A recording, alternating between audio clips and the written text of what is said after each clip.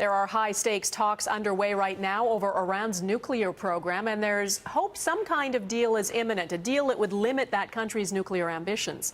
The American Secretary of State, John Kerry, cut short a visit to the Mideast and flew to Geneva to get involved.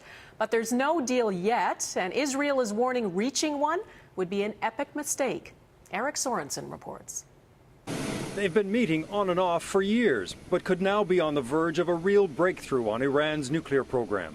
U.S. Secretary of State John Kerry in Geneva to meet with his counterparts from Britain, France, and Germany. Negotiators have been working with Iranian officials on interim concessions from both sides to build trust. Kerry emphasizing there's no deal yet. There are still some very important issues on the table that are unresolved. It is important for those to be properly, thoroughly addressed. The goal for the West is to get assurance Iran's nuclear program will not and cannot be used to develop a nuclear weapon. Iran's goal is to see crushing economic sanctions lifted.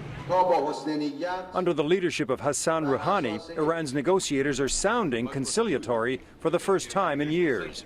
We need a different approach, all of us, to global affairs, and Iran is certainly ready to play that new role in our different international environment.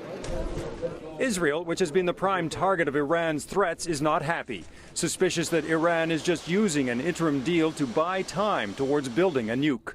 Iran got the deal of the century, and the international community got a bad deal. This is a very bad deal.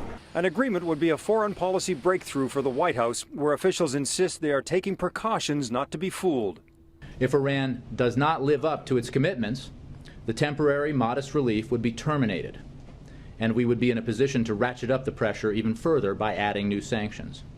A nuclear agreement would relieve one of the world's most dangerous pressure points, but even an interim agreement would be met with fierce resistance in the United States and Iran.